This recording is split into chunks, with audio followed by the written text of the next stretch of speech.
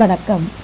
குழந்தைகளின் ஆதாரை புதுப்பிக்காவிட்டால் ஆதார் கார்டு முடக்கப்படும் அப்படின்னு புதுவிதமான தகவல் வந்திருக்கு.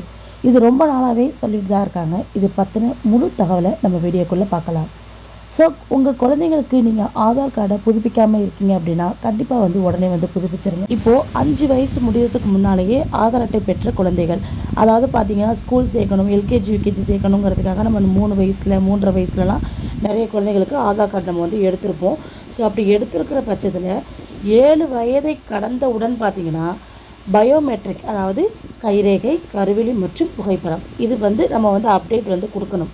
இந்த விவரங்களை புதுப்பிக்கலை அப்படின்னா அவங்களுடைய ஆதார் முடக்கப்பட வாய்ப்பு இருக்குது அப்படின்னு இந்திய தனித்துவ அடையாள ஆணையம், அதாவது UIDAI இவங்க தெரிவிச்சிருக்கு. ஸோ உங்கள் குழந்தைக்கு 5 வயசுக்கு முன்னால் நீங்கள் ஆதார் கார்டு எடுத்திருக்கீங்க அப்படின்னா 7 வயசு முடிஞ்ச உடனே நீங்கள் பயோமெட்ரிக் பண்ணணும். ஸோ இது தொடர்பாக பார்த்தீங்கன்னா அந்த குழந்தையுடைய ஆதார் அட்டைக்கு குறிப்பிட்ட கைபேசி, அதாவது நீங்கள் இந்த ஆதார் அட்டை எடுக்கும் பொழுது இந்த குழந்தைக்கு எந்த நீங்கள் மொபைல் நம்பர் கொடுத்துருந்தீங்களோ அந்த மொபைல் நம்பருக்கு UIDAI இந்த நிறுவனம் பார்த்தீங்கன்னா குறுஞ்செய்தி அனுப்ப தொடங்கியிருக்காங்க அப்படின்ட்டுருக்காங்க. அதாவது SMS அனுப்புகிறாங்க. இது மாதிரி உங்களோட குழந்தைக்கு ஆதார் கார்டு பயோமெட்ரிக் அப்டேட் பண்ணாமல் இருக்கீங்க, அந்த காரணத்தினால உங்கள் குழந்தையின் ஆதார் கார்டு கூடிய விரைவில் முடக்கப்படும் அப்படிங்கிற SMS அவங்க அனுப்புகிறாங்க.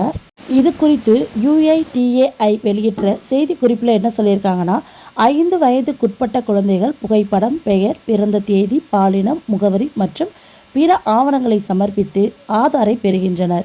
அப்போது பார்த்தீங்கன்னா அக்குழந்தைகளின் கைரேகை மற்றும் கருவிழி பதிவுகள் பெறப்படுவதில்லை.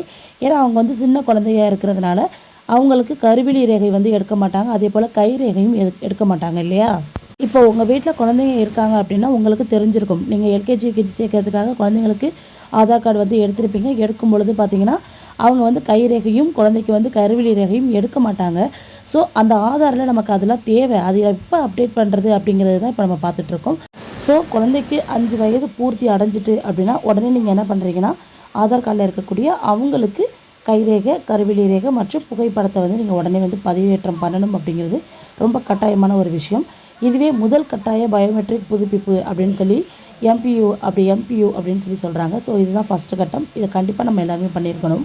5 வயது முதல் 7 வயது வரை பார்த்தீங்கன்னா இலவசமாகவே நீங்கள் MPU அந்த பயோமெட்ரிக் சொன்னேன் இல்லையா, முதற்கட்ட பயோமெட்ரிக், அதை நீங்கள் மேற்கொள்ள முடியும் அப்படின்னு சொல்லியிருக்காங்க. ஸோ நீங்கள் ஃப்ரீயாக பண்ணிக்கலாம்.